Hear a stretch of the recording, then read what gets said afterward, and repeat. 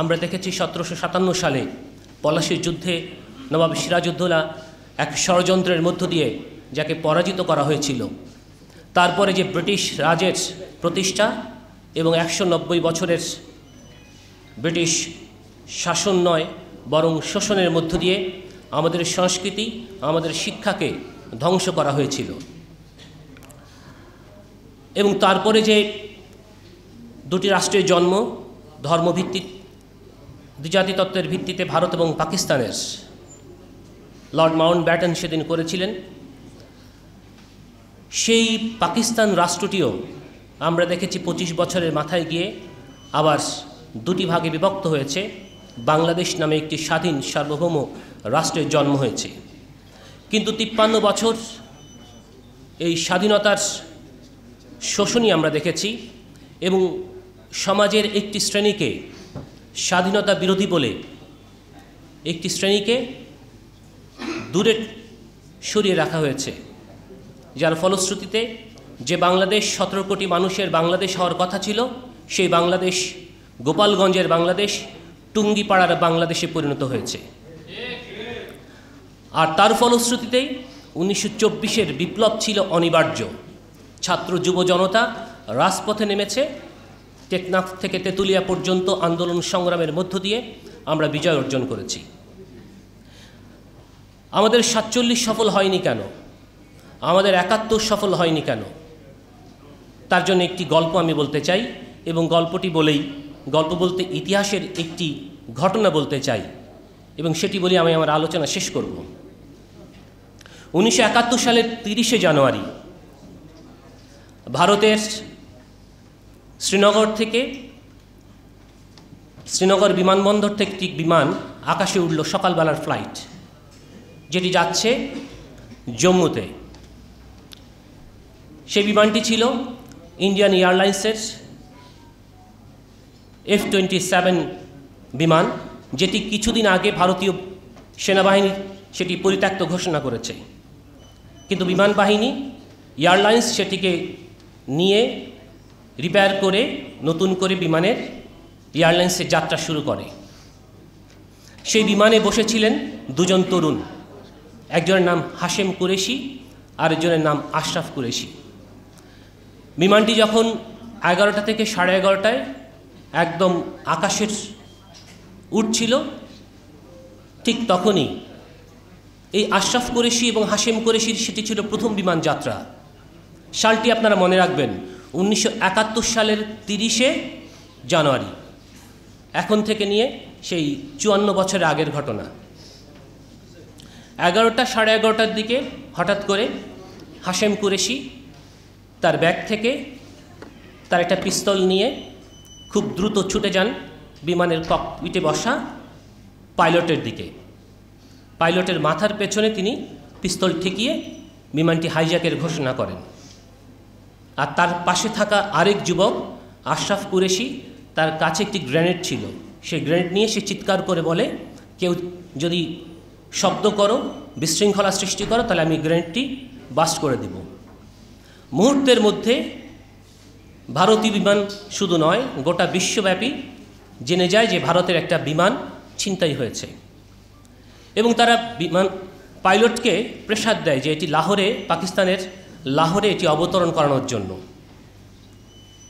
Pilot বাধ্য হয়ে বিমানটি নিয়ে লাহোর বিমানবন্দরে অবতরণ করে এবং হাশেম কুরেশি দাবি করেন যে আমি পাকিস্তানের প্রধানমন্ত্রীর সাথে, জুলফিকার আলী ভুট্টোর সাথে সাক্ষাৎ করব এবং কাশ্মীরে লিবারেশন ফ্রন্টের যে বন্দীরা জেলখানায় রয়েছে তাদেরকে ভারতীয় সরকার ছেড়ে দিতে হবে।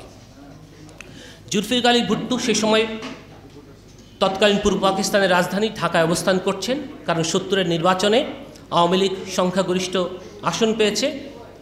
পরবর্তী সমাধান কি হবে, শেখ মুজিব এবং জুলফিকার আলী ভুট্টোর সেদিন মিটিং ছিল 30শে জানুয়ারি 1971 সাল। জুলফিকার আলী ভুট্টো তিনি তার আলোচনা সংক্ষেপ করে খুব দ্রুত লাহোরে পৌঁছে যান এবং লাহোর বিমানবন্দরে গিয়ে তিনি হাশেম কুরেশি এবং আশরাফ কুরেশির সাথে মিটিং করেন। ইতিমধ্যে ভারতীয় সরকার কোনোভাবেই কাশ্মীরের স্বাধীনতা সংগ্রামীদেরকে ছাড়বেন না। পরে জুলফিকার আলী ভুট্টো অনুরোধ করেন যে ভারতীয় যাত্রীদেরকে মুক্তি দেওয়ার জন্য। তারা হাশেম কুরেশি এবং আশরাফ কুরেশি ভারতীয় যাত্রীদেরকে মুক্ত করেন এবং সেই বিমানটি লাহোরের বিমানবন্দরে বোম দিয়ে বাস্ট করে ধ্বংস করে ফেলা হয়।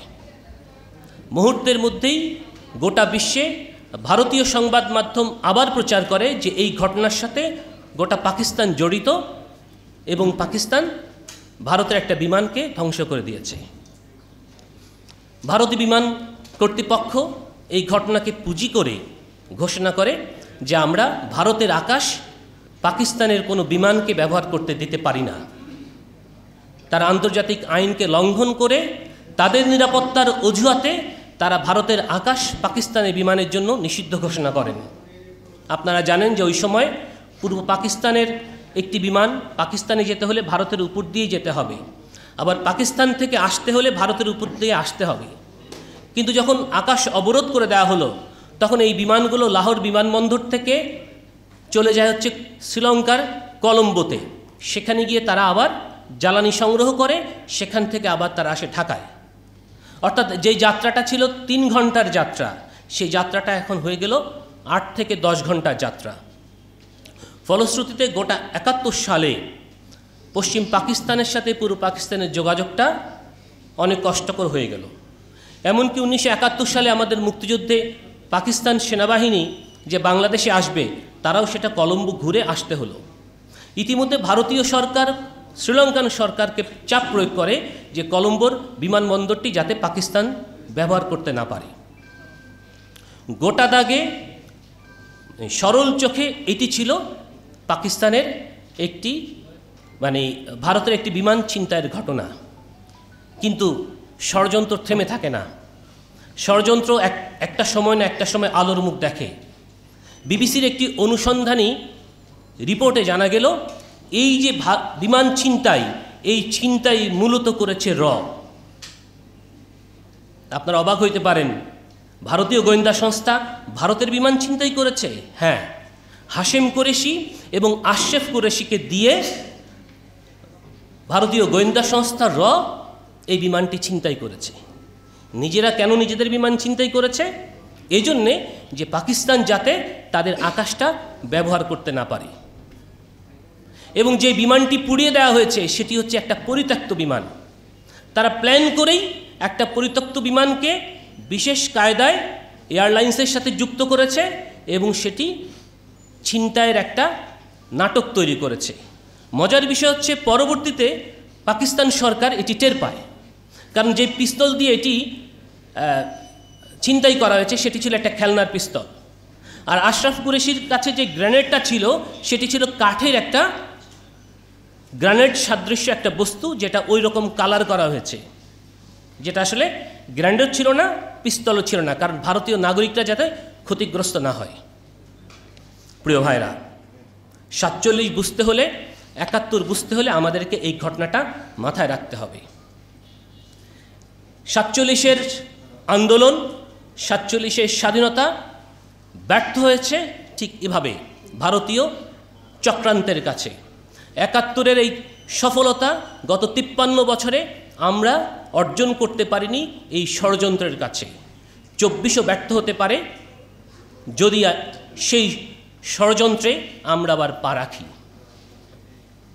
আমরা দেখেছি অনেকে গুম হয়েছেন, গুম হয়ে আয়নাঘরে অনেকে নির্যাতনের শিকার হয়েছেন, যারা এখনও তাদের সেই স্মৃতি বয়ে বেড়াচ্ছেন। আমরা দেখেছি ব্যারিস্টার আরমানকে তার সেই গুমের ঘটনা নিয়ে তিনি বই লিখেছেন, ব্যারিস্টার আজমিকে তার গুমের ঘটনা নিয়ে বই লিখতে। আমরা অন্যান্য যারা গুম হয়েছেন তাদের বীভৎস ঘটনা শুনেছি, কিন্তু আমরা ভারতে আটকা পড়া গুমের কোনো নেতাকে কোনো বই লিখতে দেখিনি, কোনো মামলা করতে দেখিনি। এটি আশ্চর্যজনক।